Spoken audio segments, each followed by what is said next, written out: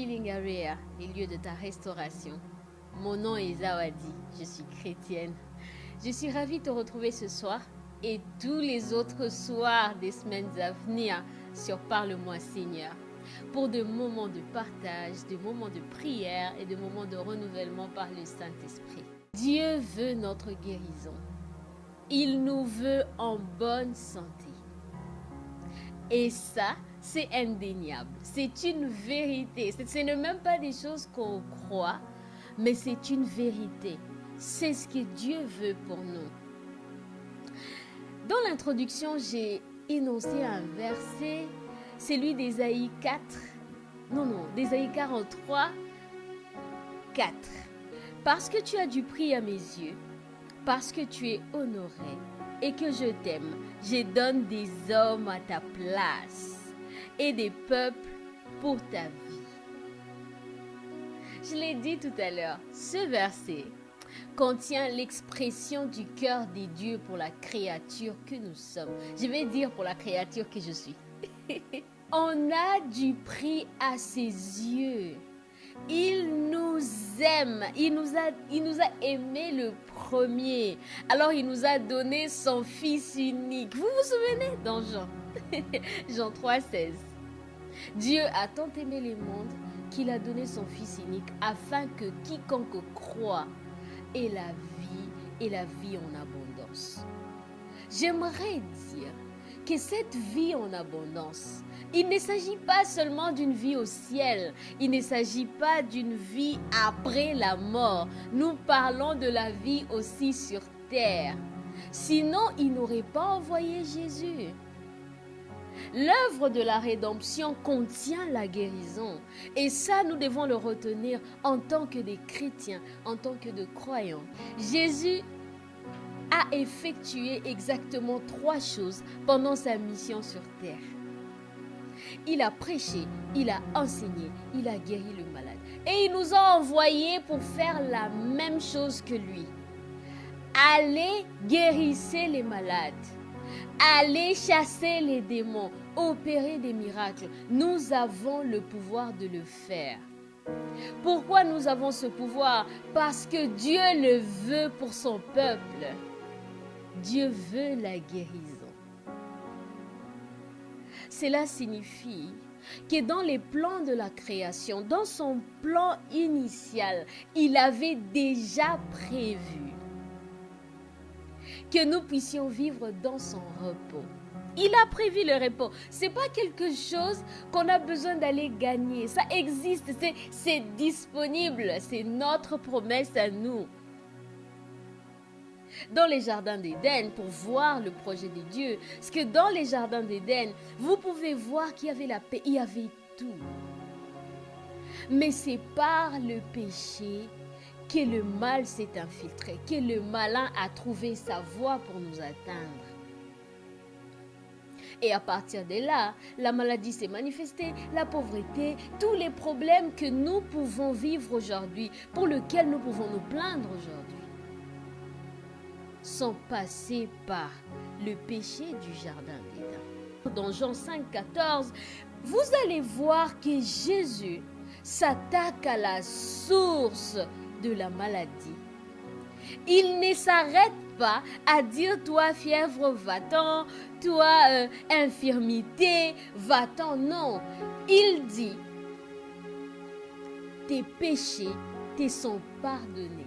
À un moment donné, tu te poses la question, mais moi j'ai mal, moi je souffre. La femme par exemple qui a coulé du sang pendant 7 ans, cette femme-là était malade. Mais Jésus lui a dit, ta foi t'a sauvé. Autrement dit, la racine de la foi a opéré quelque chose. Jésus a dit à un autre, tes péchés te sont pardonnés. Ailleurs, il a chassé le démon responsable de la maladie.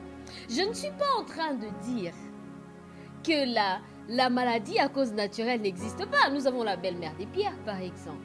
Elle avait de la fièvre et Jésus l'a guérie. Jean chapitre 14, de 8 à 11.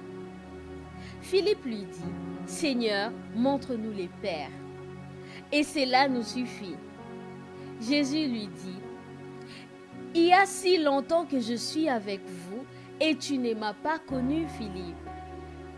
Celui qui m'a vu a vu le Père. Comment dis-tu, montre-nous le Père? Ne crois-tu pas que je suis le Père et que le Père est en moi? Les paroles que je vous dis, je ne les dis pas à moi-même. Et le Père qui demeure en moi, c'est lui qui fait les œuvres. Croyez-moi, je suis dans le Père et le Père est en moi. Croyez du moins à cause de ses œuvres. En vérité, je vous le dis, celui qui croit en moi fera aussi les œuvres que j'ai faites. Il en fera de plus grandes parce que je m'en vais au Père. C'est le Père qui guérit avec Christ. Et parce que Christ habite en nous, nous guérissons.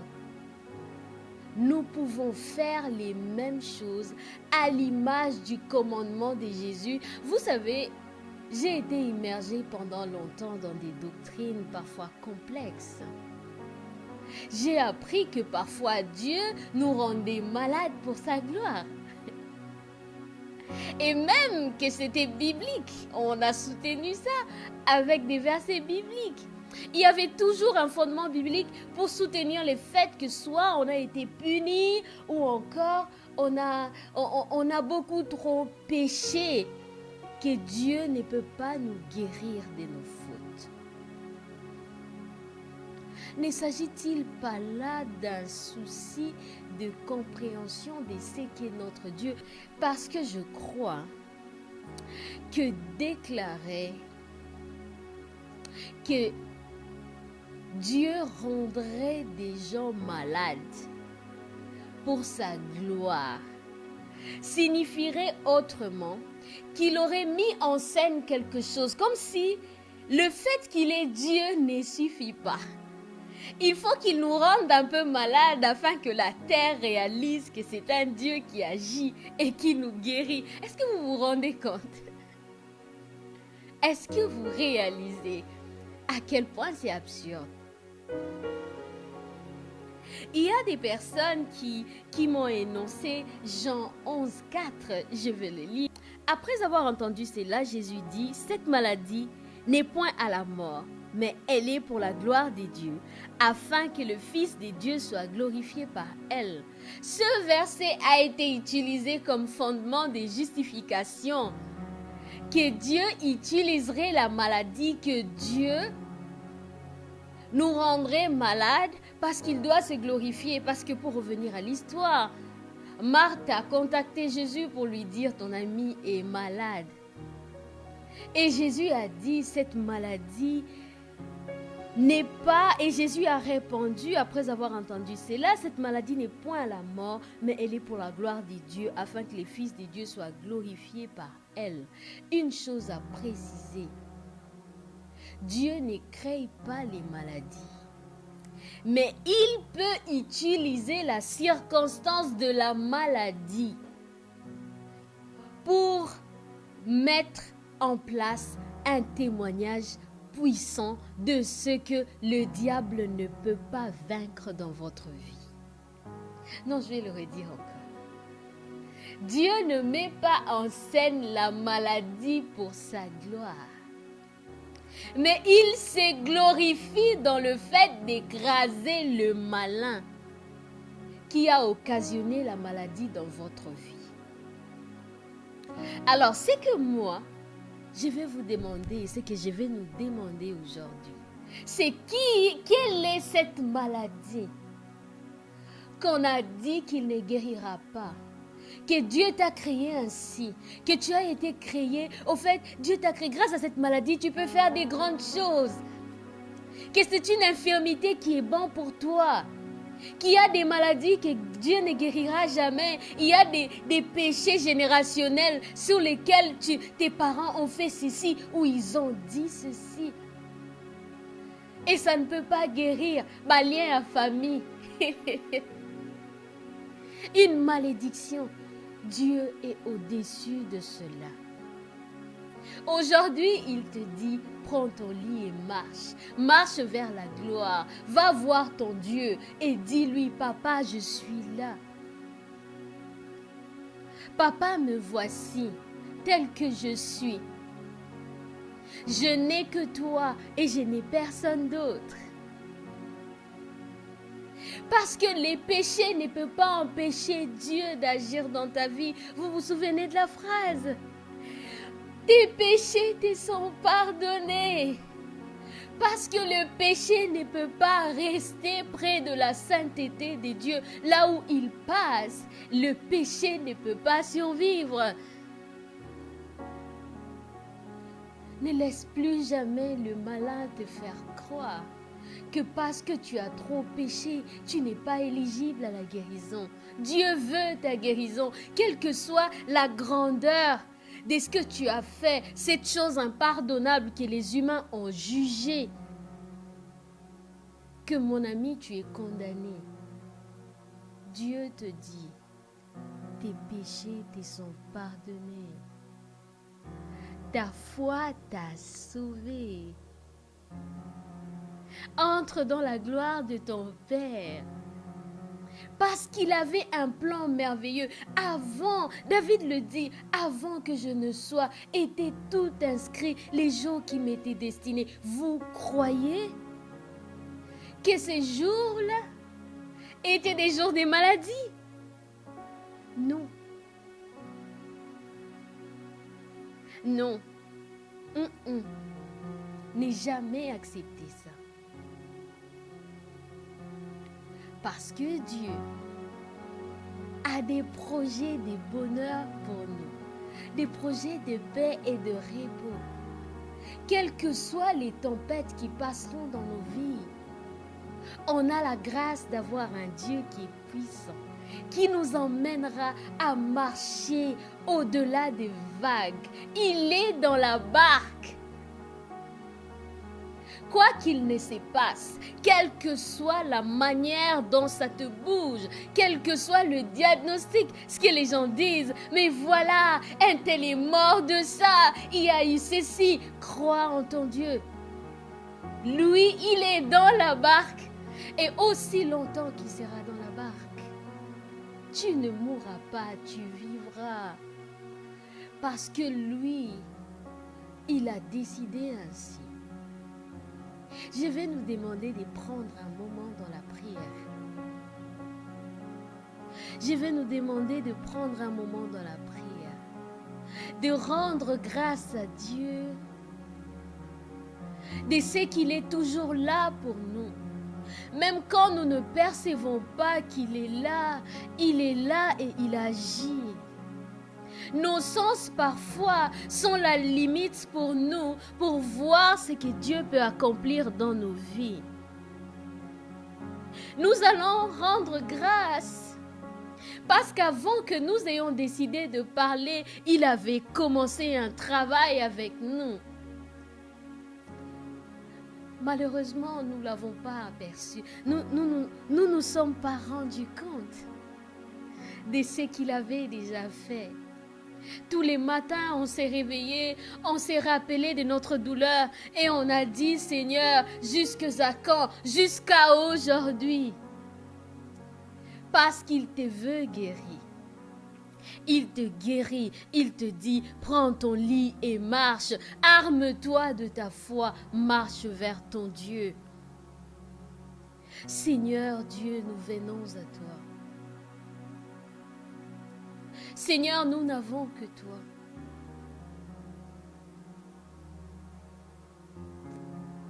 Avant que je ne sois né, Seigneur, tu avais déjà un plan pour ma vie. Tu avais un plan pour nos vies. Tu avais décidé ce qu'on sera. Toi, tu avais tous inscrit les jours qui nous étaient destinés. Et nous croyons que ces jours que tu avais inscrits, ces jours-là étaient remplis de ton repos. Nous venons à toi, Seigneur, chargés de nos fardeaux, parce qu'à la croix, tu as pris nos infirmités, Seigneur. Venez à moi, vous tous qui êtes chargés, et je vous déchargerai. Nous venons avec le fardeau de nos maladies. Seigneur, quelle que soit la maladie, qu'elle soit émotionnelle, Seigneur, qu'elle soit physique, ô Dieu Tout-Puissant, nous croyons que tu y mets un terme maintenant dans le nom de Jésus. Nous déclarons, Seigneur, que nous nous levons. Seigneur, si quelqu'un est couché en ce moment, si quelqu'un a des difficultés à se lever en ce moment, Seigneur, que cette personne reprenne ses forces, qu'il prenne son lit et qu'il marche, Seigneur, qu'il vienne vers toi, qu'il témoigne de ta gloire éternelle, Dieu Tout-Puissant. Tu es un Dieu fidèle, tu ne te répands pas, Seigneur. Je crois que ce que tu as décidé pour nos vies avant que nous ne soyons est encore valable aujourd'hui, Seigneur. Nous entrons dans tes promesses, Seigneur, parce que nous croyons en toi. Nous croyons, Seigneur, en ta force. Nous venons nous abandonner à toi, éternel Dieu Tout-Puissant, parce que tu t'appelles éternel, Seigneur. Devant toi, il n'y a personne. Derrière, il n'y a personne d'autre. Tu es le Dieu, le Seigneur de l'univers. Tu règnes sur toutes choses, Seigneur. Personne ne peut arrêter ta gloire de visiter nos maisons, Seigneur. Ce soir, Seigneur, tu visites ceux qui sont malades, Seigneur. Ils disent qu'ils sont guéris, qu'ils proclament, qu'ils célèbrent ton nom. Parce que toi, tu nous veux guéris, Éternel. Nous venons à toi, Éternel, chargés de nos maladies. Mais nous venons dans une attitude d'action de grâce. Parce que nous croyons, Éternel Dieu, que tout est fini, tout est accompli. Notre guérison est accomplie, Seigneur. Nos vies sont transformées. Quel que soit ce qu'on a déclaré dans notre ADN, Seigneur, ce qu'on a dit, que c'était la fin, le diagnostic d'un médecin, nous déclarons, Seigneur, que tu es le médecin de tous les médecins. Alors si toi, tu as dit qu'il y a la vie, personne ne dira qu'il y a la mort. Nous proclamons la guérison, Seigneur, nous te célébrons, même si dans nos sens, même si dans ce que nous ressentons, nous n'avons pas encore vu ça, nous savons que tu as déjà agi. Nous savons, éternel Dieu Tout-Puissant, que tu as déjà visité nos maisons. Et quand toi, tu visites, Seigneur, plus rien n'est comme avant. Nos vies changent, Seigneur. Nous voyons, Seigneur, ta lumière parce que tu as visité ma maison, parce que tu as visité nos familles. Dieu de gloire, éternel des armées, nous voici devant toi. Nous célébrons ton nom parce que nous déclarons déjà. Nous célébrons parce que nous savons, Seigneur, que tu l'as déjà fait. Tu l'as déjà fait. C'est déjà accompli. C'est fait, éternel Dieu Tout-Puissant. C'est accompli. Nous te bénissons, Emmanuel. Tu es le Dieu de gloire. Tu es celui qui règne au-dessus de toutes choses. Notre Papa, notre tout. Nous te rendons grâce, Seigneur. Merveilleux Jésus, merci pour ta gloire. Merci pour ta présence. Merci pour ton amour, Seigneur. Merci pour les guérisons. Merci pour tout ce que tu fais, Seigneur. Merci, Seigneur. Merci à vous. Et nous nous retrouvons la semaine prochaine pour notre prochaine émission. Que Dieu vous bénisse.